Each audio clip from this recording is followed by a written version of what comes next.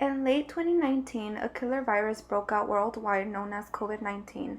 This virus has then infected and killed millions of people in all parts of the world. Going on to the year of 2020, many U.S. citizens were feeling the lingering effects of COVID-19.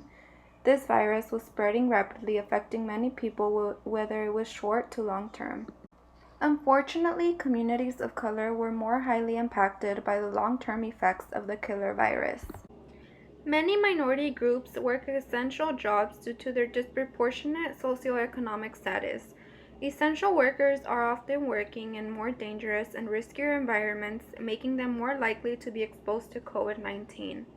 Because minorities are forced to work in these horrible conditions, they are often the first ones to contract the virus and die immediately after due to their lack of care. This chart shows the difference between COVID-19 cases and the deaths of African Americans compared to the rest of the population in America. The left side compares the deaths and the right side compares the cases.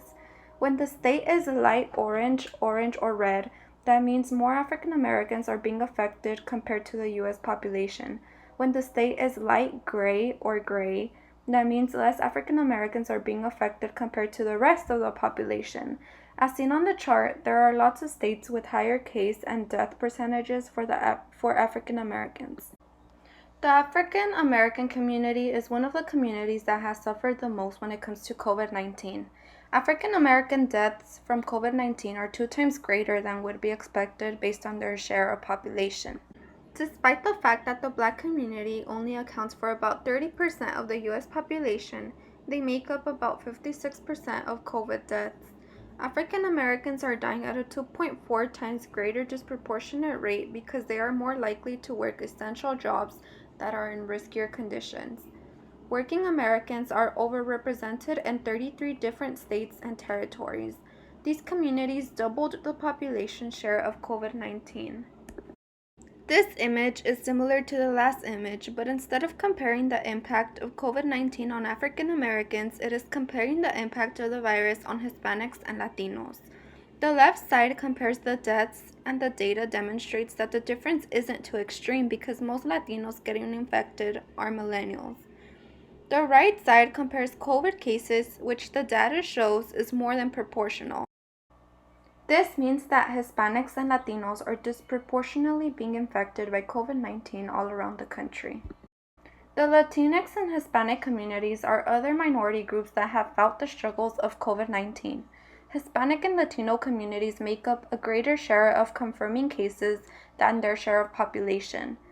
Like the African American community mentioned earlier, Latinos are overrepresented in essential jobs which increase their exposure to COVID-19. In about 20 states, there are a greater number of COVID-19 deaths than there is a population share. The bar graph shows the share of population, share of cases, and share of deaths for several ethnicities and races, which include whites, blacks, Hispanics, Asians, and Native Americans. This image shows that white and Asian communities have less infected and death rates compared to their share of the population. It also demonstrates how African Americans, Hispanics, and Native Americans have a higher infected and death rate than their share of the population. This means that these ethnicities are more likely to get infected or even die of COVID-19. People of color tend to have higher death rates of COVID-19 infections because of the same structural and systemic racism that the United States has placed on these groups. This causes improper access to healthcare facilities and information. Having to work and live in environments with this type of disease may be more prevalent causes for higher rates of infection.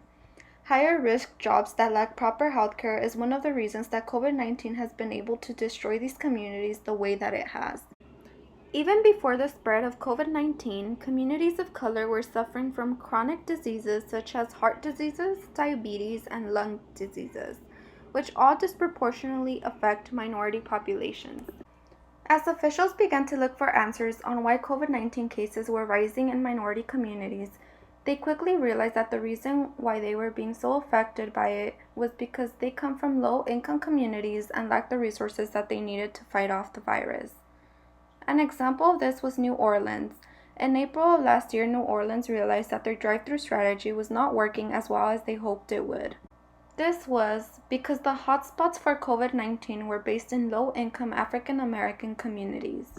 A solution to this problem was sending out mobile testing vans into these disadvantaged areas, therefore giving access to people who might not have access previously to these testing sites.